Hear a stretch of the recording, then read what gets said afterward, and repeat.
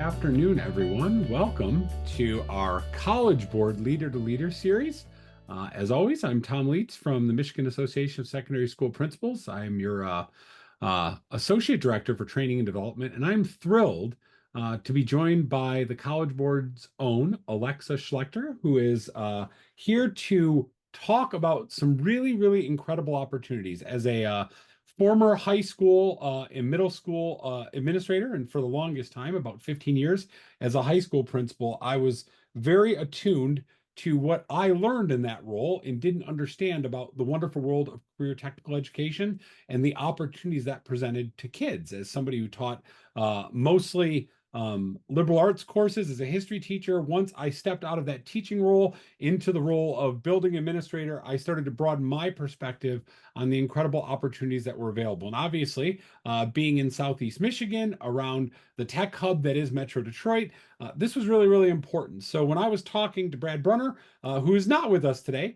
it's a change, right? We're all used to hearing Brad. We get Alexa today, which I'm going to say is an upgrade because Brad's not here to argue with me. And what we learned very quickly was that many of our students were not sure if they wanted college or career pathways. And what I'm really excited about with what Alexa is going to share with us about this, specifically about cybersecurity, but about the Career Kickstart program that College Board is doing, is that this is going to blend those two pieces, right? Still with that eye forward on what post-secondary attainment might look like, but now digging into an area that the College Board has not been such a large part of. So joining us, I believe still in Denver, Alexa comes to us with a lot of experience as both an ed tech leader in districts, as well as a principal. Reluctantly at first, though afterwards fell in love with that process like many of us did, and became not only a building leader, but a CT director, and then poured that energy into this project with the College Board. So you're literally getting it from the person who birthed this idea and has brought it to life. So it's my pleasure to introduce to you Alexa Schlechter, and I'm going to let her take this over. As always, as we go through this webinar, if you have questions, please drop them either in the chat or in the Q&A. I'll monitor that so that as Alexa's presenting, if there's a question, I'll be happy to interject and say, hey, we've got this great question from our audience who would like to know this or that. So as always, we'll record these and eventually publish them up on our webpage, as well as offer those of you who are in attendance the opportunity for sketches and all those wonderful continuing education pieces. But without further ado, I'm going to let Alexa take over the floor and talk to us about this incredible opportunity with Career Kickstart, and specifically this idea of the cybersecurity pathway. So Alexa, welcome to Michigan virtually into this conversation. We're grateful to have you here. Thanks so much for that great intro, Tom. I really appreciate it. So excited to get to share with my people, fellow building leaders, a lot about this program, about its development, and most importantly, in my opinion, how this can benefit students in Michigan. As Tom mentioned, I have 20 years of experience in public education as a teacher, building leader, CTE director, most recently serving in the Denver Public Schools before leaving to start this program here at College Board. And as I said to Tom earlier, it's really been the highlight of my career as an educator because we've gotten to build something from the ground up that truly is putting students first and really considering what student outcomes are going to look like for all kids, not just for students who have typically been served by the College Board and AP program. So I know for myself, as a CTE director, the College Board certainly was not the first organization I thought of when I thought of career and technical education. If anything, it was quite the opposite. It was often that we saw students taking AP level courses and then students taking CTE level courses. I've purposely used my body language there to show those parallel but unequal tracks.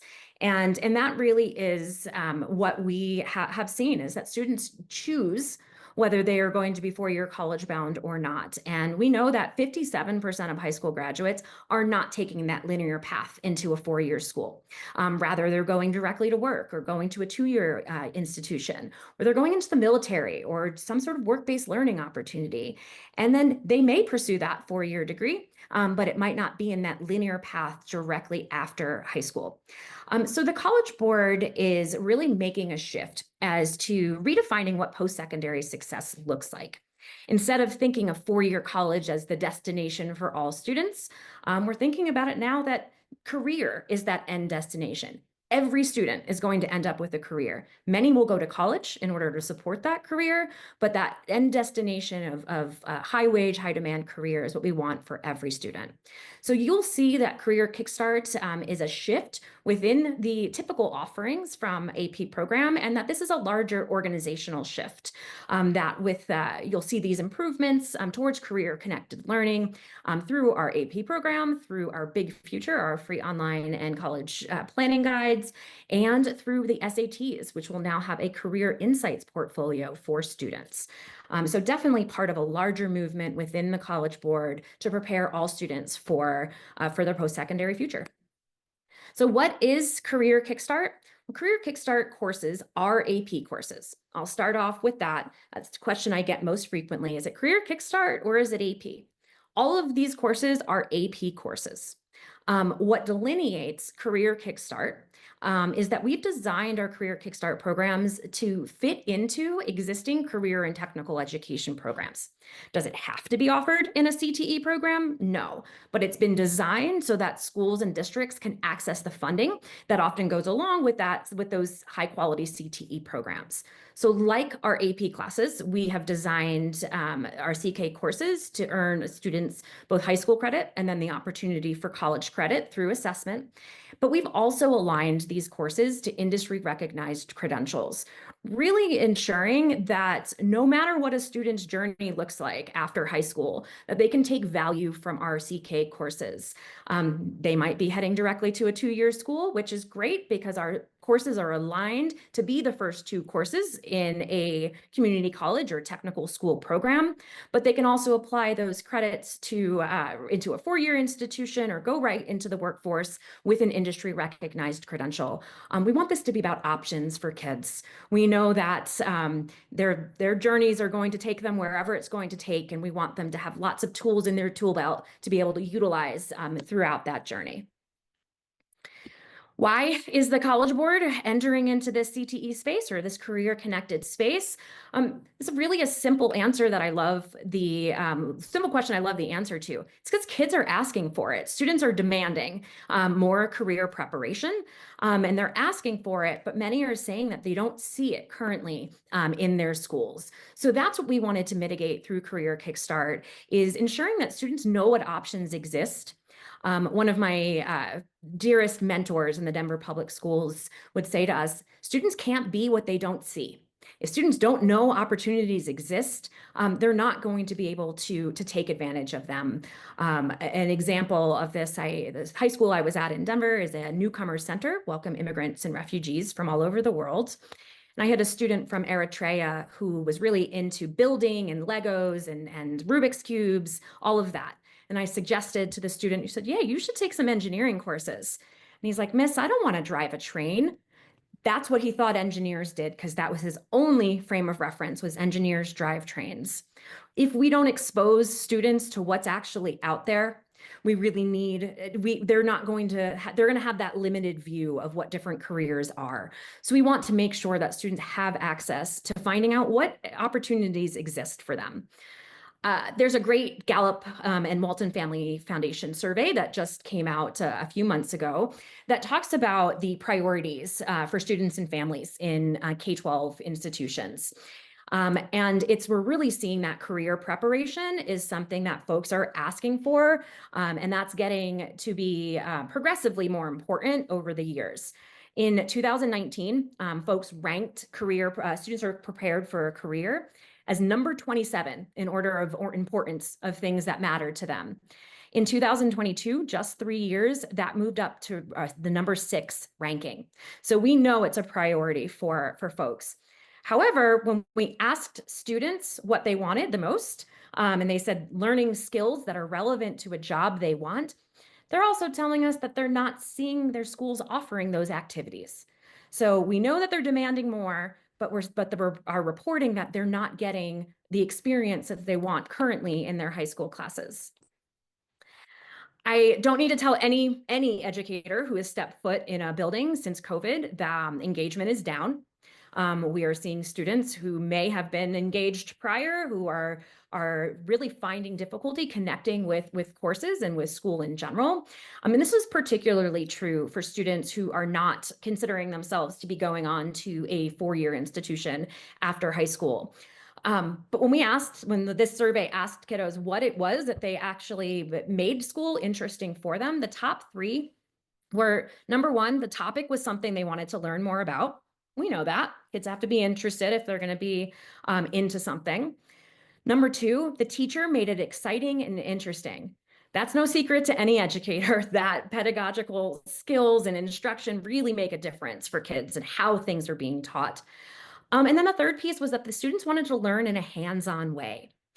So we took all of this research from the Gallup survey and Walton Family Foundation and surveys from students, and we developed our Career Kickstart program to mitigate a lot of these issues that we are seeing. So every Career Kickstart pathway in the courses will focus on applied learning. We want what students are learning in the classroom to connect to something way beyond what is in those classroom walls, so that they can directly apply their skills and their knowledge to a job or a career in that field. And we know to do that, we have to focus on both the technical skills, what do they need to learn skill-wise, but also the professional skills, communication, collaboration, those types of skills that we know employers want to see. I'll talk a little bit more about that in just a minute. We also wanted this to be connected to careers explicitly. Had to be something that was relevant to workforce needs. I joke around that we could have created the world's most amazing basket weaving program, but if students couldn't get high wage jobs in basket weaving, we've done them a disservice. So we wanted to pick high demand careers that students were going to be able to make that living wage without necessarily a four-year degree. That alignment to industry recognized credentials is critical, knowing that many students will utilize the college credit, but also they don't necessarily need to in a field like cybersecurity, which is our first pathway, so that there were options for students for post-secondary success, and they could have multiple ways of demonstrating their knowledge. And then most importantly, and this was the hill I was going to die on as an educator, we wanted to develop these courses for every student.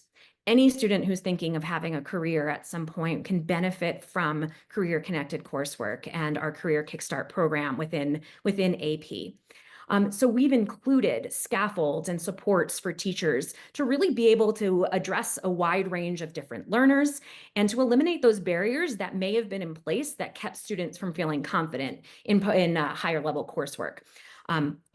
We've tried to keep that math and literacy level to about an 8th grade level, because we didn't want students who were coming in below grade level not able to find success in our classrooms. So we've actively gone through to remove those barriers for success for kids and for teachers. So as I started off by saying, College Board is definitely not the first person you think of with CTE and with the idea of career-connected learning.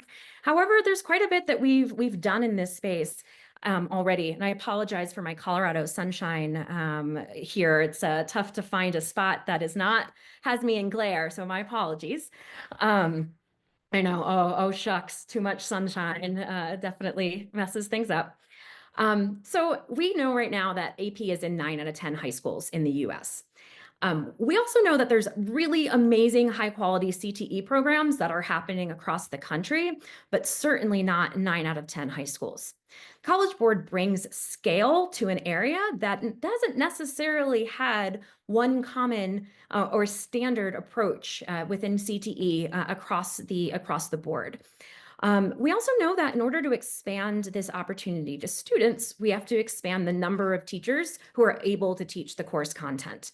And we've done that through AP Computer Science principles by working with states to put policy in place so that teachers could earn additional credentials so that they're qualified to teach that coursework. We did it by 4,300 teachers in 5 years, which I always think about caseloads and numbers of students. So I think 4,300 teachers times 5 sections times 30 kids a section. And you think about the exponential reach that we've had on kids already within AP Computer Science principles, and we look to bring that same thing into cybersecurity in our Career Kickstart program.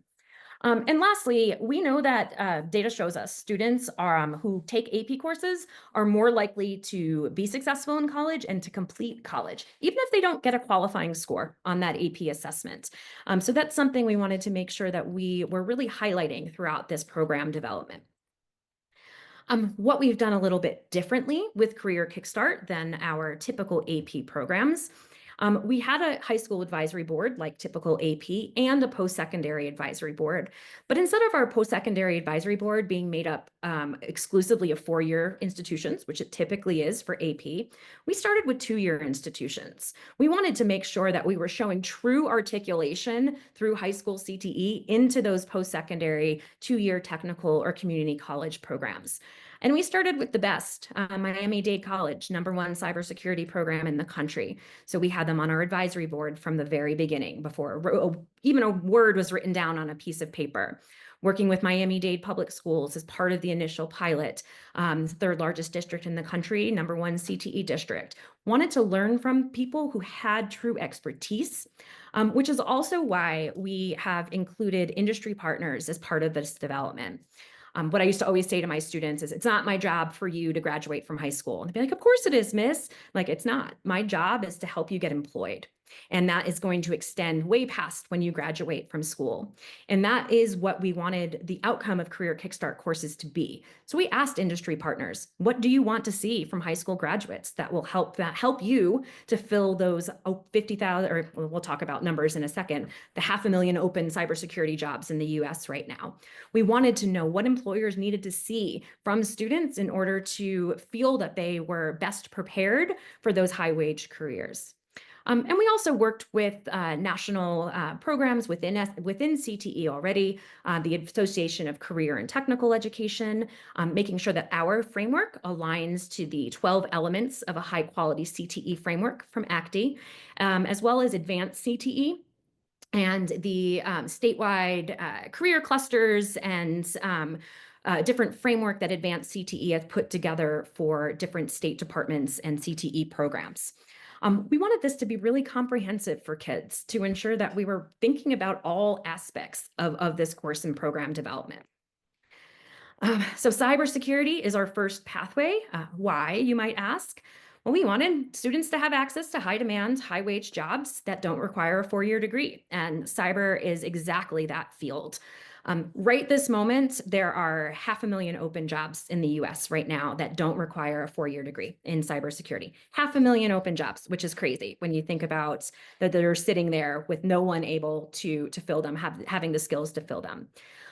Yet we only have 1%, a little bit more than 1% of high schools in the US that have an actual cybersecurity pathway.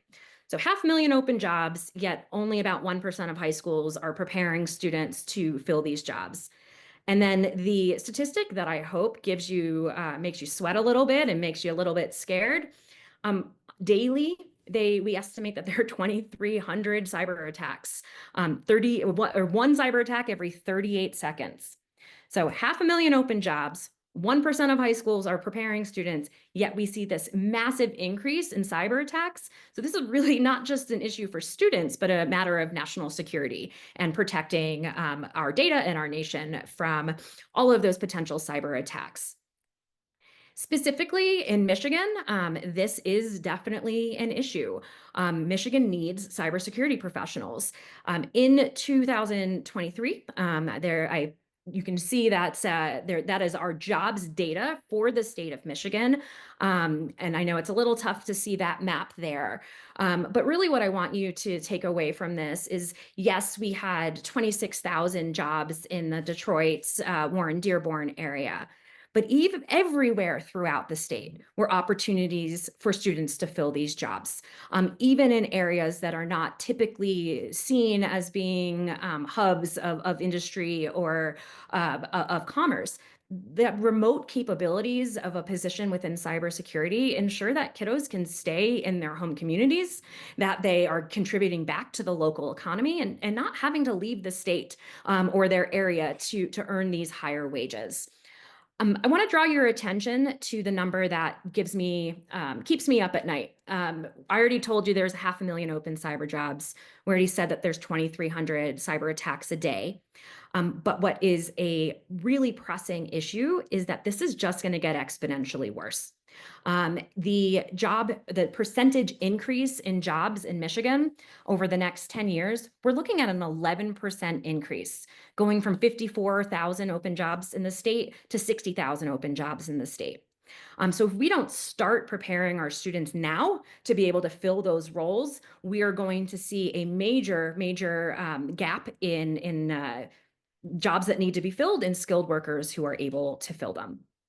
And in my mind, this program, it was developed for my kiddos in Denver, or, I like everyone to think of them as this was developed for your kids. And in my mind, why shouldn't your students be the ones filling these high wage jobs? We know they're there. We know your kiddos are going to need to be employed. So we might as well help solve the problem together. So, as I mentioned in the beginning of the call, our CK courses are AP courses.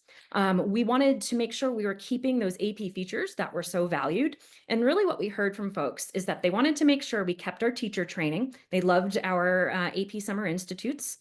The fact that we had dedicated teacher communities, especially within career and technical education, because so often those teachers are the onlys, the singletons, who are teaching that course content and don't have somebody to collaborate with or co-plan with. Wanted our resources to be free. As somebody who had to close a 350 kid engineering program because I couldn't afford to maintain the curriculum any longer, I feel that deeply. And it's something we didn't want finances to ever be a reason that students don't get access to this course content. And then the fact that we have our end of course assessments that lead to college credit with the widest credit policy in the country. So how did we design this for CTE? How did we take these AP classes and make them relevant and applicable for CTE? But the first step of that is that we developed 2 courses to work together in tandem, which would put students on the path to being a CTE concentrator, having completed 2 years of coursework and demonstrations of competency. Each of these courses is a year long. They can be taken individually, certainly. Students get value from both courses, even if they're not taken together. Each course has an end of course exam for college credit and alignment to an industry recognized credential. But the skills stack and spiral and really give students that full experience in the first steps of becoming a cybersecurity professional. And the other additions that we've made to make this more relevant for CTE is that we are really addressing the fact that there is a wide variety of learners who take CTE courses, not just kiddos who consider themselves to be AP students already. And we really wanted to know what students needed to see in our course frameworks for this to be applicable for them. One of my favorite experiences through this program building so far is that last year, we had 25 teachers last year who tested out the prototype of our first course. And one of those teachers happened to be in the district that I live in here in Colorado, and that my own children are middle and high school students. And so I got to sit down next to a kid, and after they had done Unit 1, and I said, "So what'd you think? Did you like Unit 1? And he's like, "It was good." And I was like, "You can be honest with me. You can share how you really feel." And he's like, "Okay, miss, I didn't like Unit 1. It was boring." I was like, "Okay, well, thank you. I appreciate your honesty." And he's like, "And it was confusing. I didn't really understand the components of a network system." He said, "But what I ended up doing was drawing out something on a piece of paper that showed me the visual of it. And then my teacher made photocopies for every kid in the building, or every kid in the class." I was like, "Cool." I was like, "Do you think that we should have a visual in here?" And he's like, "Yeah, I think that would help people." So I started taking down notes, and the student's like, "Miss, what are you doing? Why are you writing that down?" I said, "Well, you told me that we needed to have a graphic in here, and you told me this was a little bit boring.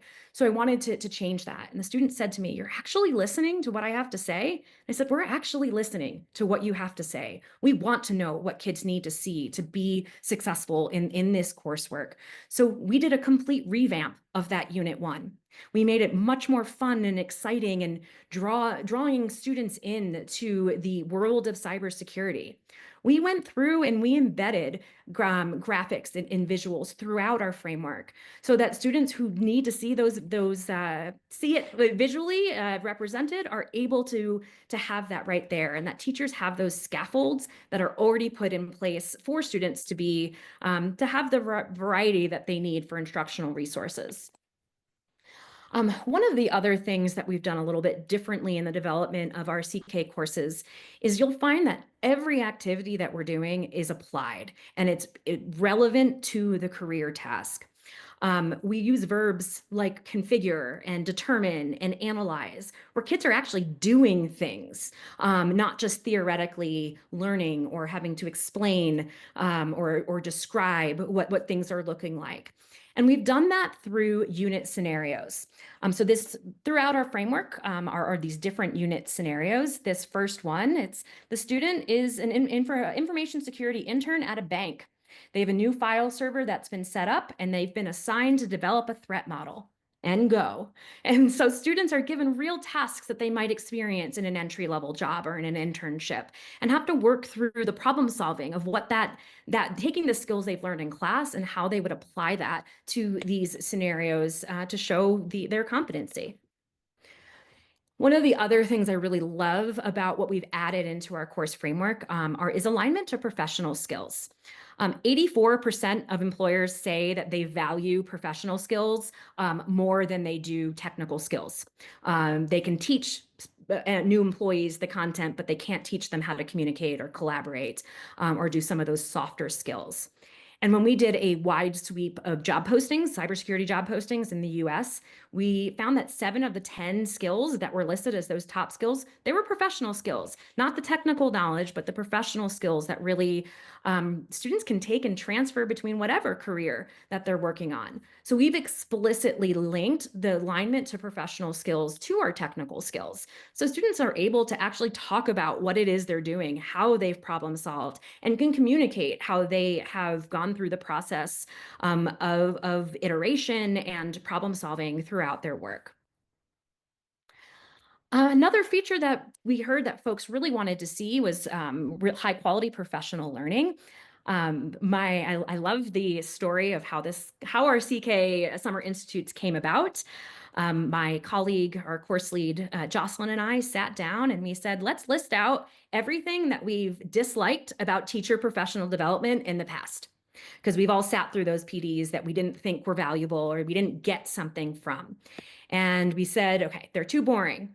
They're not differentiated. You're not taking tangible tools that you can use with your students. Everything was theoretical. You had to spend lots of extra time planning afterwards. So we wrote all these things down that we didn't like, and then we planned our Career Kickstart Summer Institute to be exactly the opposite. We wanted teachers to walk away with tools they could use the next day with their students, and that they had the resources that they needed to continue to build out their course program and whatever materials that they would need throughout the school year. So we had a group of 130 teachers, our first year pilot teachers, together in Denver this summer. And those teachers came together, first of all, having 130 cybersecurity educators together was kind of mind-blowing in and of itself. So most of these folks were used to being the only person offering this course. So we found people at 12 at night just hanging out and doing lesson plans because they were so psyched to have somebody else to collaborate with. But the focus of that professional learning is twofold. Number one, it's making sure teachers have the content support they need to feel confident teaching the courses to students. Cybersecurity is such a new field that finding teachers who have extensive experience in cyber is rare. And folks who are in the cybersecurity industry are making an average of $147,000 a year. Unlikely that they are accepting a public teacher's salary with that experience. So we wanted to make sure folks had the skills they needed for the technical content, as well as the skills they needed to teach those professional skill alignment that we have. So it's a 5-day training. That's the first day and a half is really that content deep dive.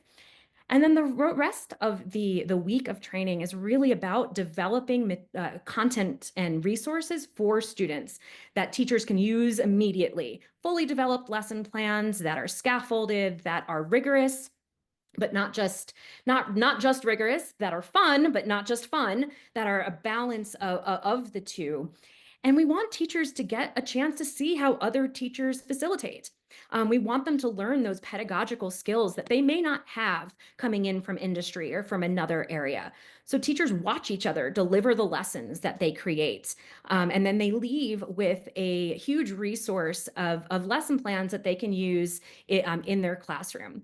That's in addition to lesson plans that are being created and provided by the College Board. So this is a big departure from our typical AP program. We are providing 2 fully developed lesson plans per unit, not meant to be a daily curriculum, but meant to provide teachers with the structure to plan a lesson for a variety of different learners that's both fun and rigorous at the same time.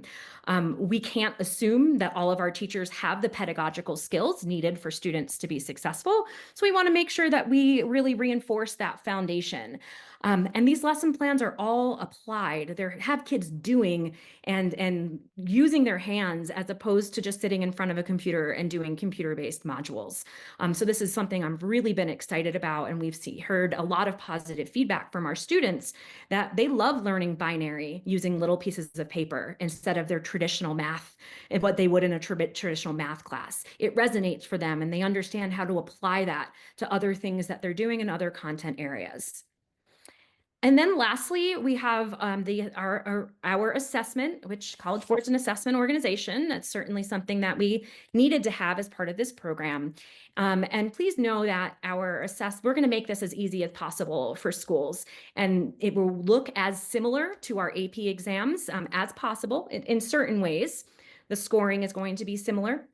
Our credit policy is going to be similar, but we are starting with 2-year institutions with those credit policies.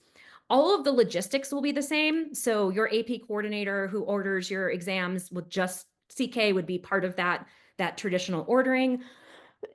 And the cost of the assessment will be the same as an AP exam. Where it's a little bit different is that instead of multiple choice questions and just typical free response questions, we really want students to demonstrate what they've learned.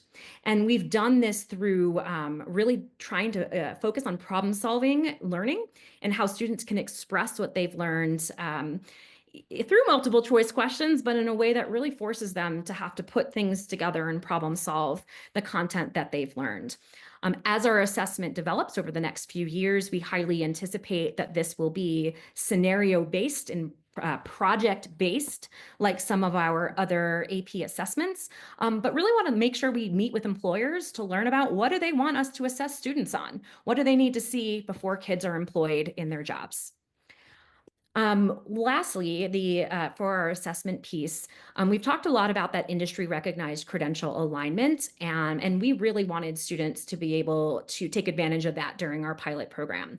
So for our 25-26 school year pilot and our current 24-25 pilot, any student who gets a qualifying score on our CK assessment will receive a voucher to take the coordinating CompTIA assessment. So for our first course, that is CompTIA Network Plus. For our second course, that's CompTIA Security Plus.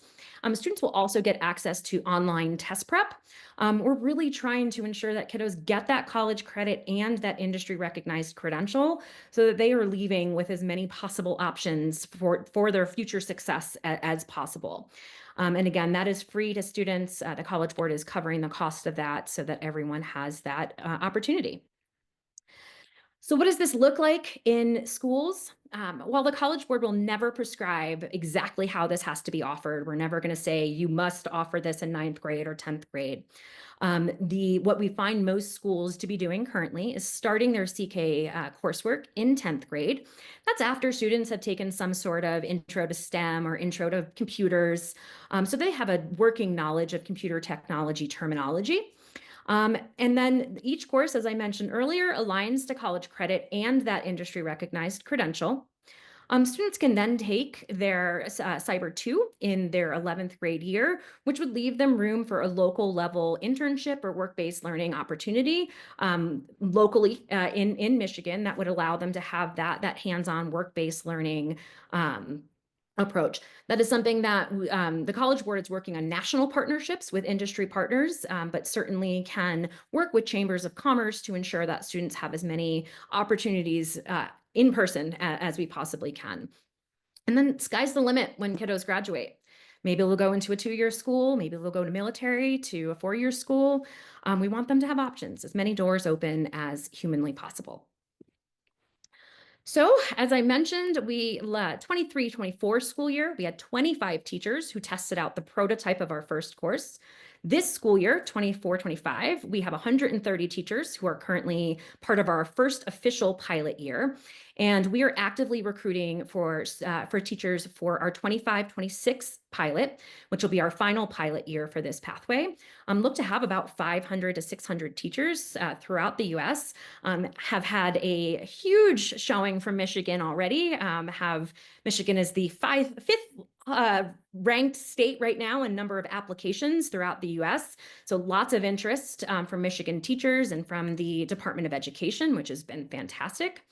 And the only commitments that schools have to participate in this pilot are, number one, fill out an application before November 15th.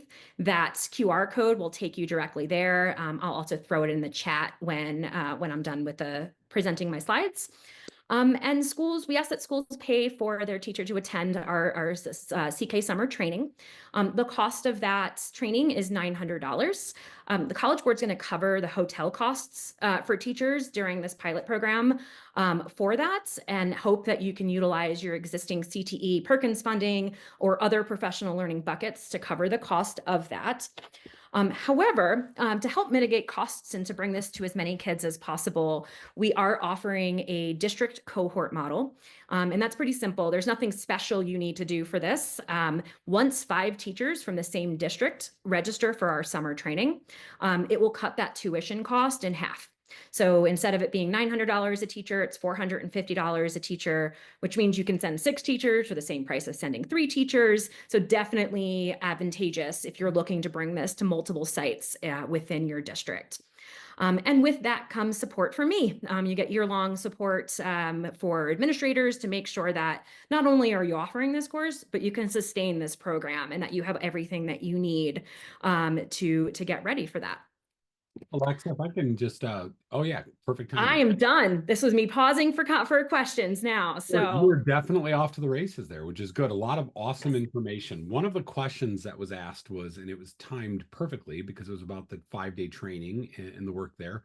And certainly as a, like you as a former building administrator and having a lot of both building administrators and central office folks on the line, I think saving money on that hotel is pretty awesome during this pilot phase. One of the questions was, is the 5-day training for both the Cyber 1 and Cyber 2 course, or would this be something they would have to repeat in between teaching 1 and 2? excellent question. They are separate trainings. So we ask that teachers go through both if they are going to be piloting or going to be offering both courses. So here's where we want them to take both, but here, let me give the caveats there. There are some exceptions as to how we can make this happen. Typically, we have schools offer the first course first, and then the following school year offer the second course. However, we have folks who are on semester schedules where they can offer the 2 full year courses in 1 school year. So the options there that we have is the teacher would attend 1 location and date for that first summer training, and then there are multiple sites and locations that we will have. So they could attend the Cyber 2 training on a different date and location.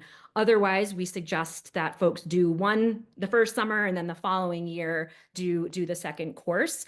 Right now, there are only in-person options for that professional learning. However, once we go to national launch in our 26, 27 school year, we anticipate that we'll have virtual options as well. Are really working hard with partners that already exist in Michigan to bring you all in-state professional learning to make it as easy on you financially and as easy on teachers as possible. That there will not be an in-state option for Michigan for the 25-26 school year, but certainly are looking to make sure that we have lots of options for you for the 26-27 school year. That is a fantastic answer. So one of the questions I had as I was listening is thinking about, and I know you said you guys were very thoughtful about pairing and partnering and working with industry as well as colleges, specifically two-year colleges. As a former high school principal in a couple of different places, I know one of the challenges for parents and for students to understand was that an AP score does not mean the same in every additional college. Will there be those equivalency charts available for both two-year institutions as well as four-year institutions that might accept this along, like in the same way that we see that for, say, AP Physics or AP World History, et cetera? Exactly. TK courses are AP courses, so you will get those same resources and those credit crosswalks. We started our CK program by concentrating in 5 different states, because we wanted to learn how 5 different CTE models worked at scale with this type of program. Those 5 states are Colorado, Texas, Tennessee, North Carolina, and California. So credit policy work has started in those states, in those 5 states initially. And then we are going out to our year 2 states like Michigan to do those credit crosswalks and to establish those credit policies. We are confident that there will be lots of options for credit policy by the first administration of exam, which is spring of 2026. But as with all AP courses, we plan on pursuing those credit agreements even after we've gone through that first year. Thankfully, we have found that there is direct alignment into those two-year institutions, and that folks are really excited because they see this as a way to drive community college enrollment and completion. And thankfully, in an area like cybersecurity, there's not a ton of competition with dual enrollment. It's difficult to find someone who meets those HCL requirements in cybersecurity. So we're not seeing a ton of overlap there with dual enrollment programs. But the idea would be that we want this to be as transferable for kids as possible. And ultimately, those credit policies will be published and shared before that spring 2026 first assessment. That's awesome. And I know I'm asking a lot of questions. If there are other questions, you can put them in the chat, or you're certainly welcome to raise their hand and we can unmute folks and allow you to ask questions of Alexa as well. Because I think there's got to be some great ideas out there and some thoughts. I guess one question that I have, and I'm always I just joke that I like to play chess, not checkers. So I'm always thinking 14 moves ahead. Is it possible to get a preview or an idea of where this is going beyond cybersecurity? I assume this is a starting point. What's the lens forward for this connection between AP credit alignment and the work that the College Board is doing within CTE? Yeah, I'm excited to answer that, Tom. 3 weeks ago, I would have a different answer for you. But now I am able to share the direction of where we're heading as an organization in terms of our career connected work. We had existed underneath the AP program, but separately from the AP program for about 2 years. And then just a couple weeks ago, the decision was made organizationally for us to move all of our career connected learning underneath the AP umbrella. So these are all AP classes. However, we are going to be taking a look at the existing portfolio of AP courses, seeing where there's career connected learning. So offhand, our AP computer science principles courses and things that are career connected. And all of our career connected coursework will be labeled under the Career Kickstart name. So Career Kickstart will delineate the fact that it is a 2-year course pathway, so meant for CTE, and that each course has an industry recognized credential. So what that looks like for the future of programming for us in development right now is our business pathway. There will be a 2-course business pathway. That first course, Business Principles, is in development, likely going to pilot in the 26-27 school year, but that's TBD, working out those wrinkles right now. And that business program will have a financial literacy component to it to meet state requirements for folks who need that. We also have a health sciences pathway that is in development. There will be 2 pathways under that career cluster. The first is going to be a 2-year anatomy and physiology pathway. And the second will be focusing on medical assisting certification and will be a 2-year course pathway. Ultimately, it is our goal to have all of to have alignment from all of our AP classes to career connected learning, and to make sure that this isn't this class or this class, but they're holistic programs that students can pick and choose what's going to be the best fit for them. Yeah, I love that. My old CT director used to always say that I think we should stop talking about college and career ready because to be career ready, you typically have to be like it assumes both, right? You can go into a career, but part of college is being career ready. To your point, Mhm. my goal is not to get you to graduate college or go to college, it's to get you ready for life, both in and beyond college. So, really, really exciting, and especially with the business. I'm sure there were CT directors and principals salivating a little bit on the idea that they could kick up those business courses with some AP credentialing to allow those credits, because we already know we're credentialing on those 2-year completer courses. Now, aside from credentialing, what you're saying is they could also get some college credit from those courses, which I think becomes very, very exciting for these kids. Now, will those courses, thinking ahead, that idea that you expressed, one of the things that I was excited about was thinking about access. And that idea that we're not trying to make, one of the AP challenges was you have to be able to read and write and function at a first semester college level. What you're saying is that these courses, and specifically, are being designed to take those kids who are not traditional AP students and say, no, no, no, this idea is for you too. And we're going to make sure these are accessible in the reading and writing, not dumbing it down, but looking at what's the industry standard that we're doing there. What would they be reading at a college level, at an associate's degree level, and putting that together? Is that going to be consistent throughout all of these courses?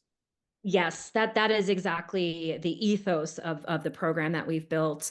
Anecdotally, I had mentioned the school I was in Denver is a newcomer center, welcome immigrants and refugees from all over the world. So I had students who had interrupted schooling, who had years that they missed, or grew up in a refugee camp school and did not have as robust of an experience as a traditional student in the US might. And some of the most brilliant kids I've ever met, but they were not at grade level in terms of math and literacy. And we didn't want that to be a barrier for success within the Career Kickstart program. So we ensure that when we are teaching advanced level math or advanced level reading or literacy skills, that it's done just in time. So that a kiddo who's coming in not at grade level, they're not at a deficit. They are going to learn that skill as it's happening in a way that might be really different than their typical math class, in a way that's much more applicable to what they're used to learning. But that idea that career is for every kid. And we are preparing every student for a career is what we look to revamp our existing AP courses to align to, especially those that are already career connected, like AP Computer Science, and really make sure that your zip code or your parents' education level is not determining your success, and that we're breaking down those barriers that have existed for years. I see this as a way to close those gaps that we know exist, but we haven't been able to touch.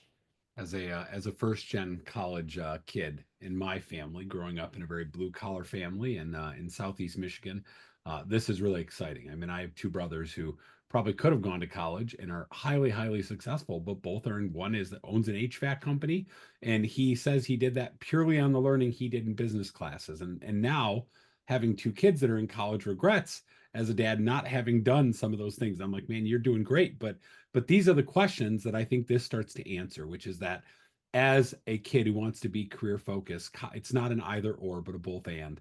It's a what's possible rather than what am I allowed to do, and that's very, very exciting. Are there any questions from folks who have joined in? And I appreciate everybody being on. And I know we always reach a wider audience when we publish these later, but are there is there anything that I didn't ask? Because I'm great at asking questions. I'll keep going all day. But I want to make sure that the folks that are online on the webinar might have any other questions. CTE board member for MASSP, Mike Mulligan, thanks for chiming in.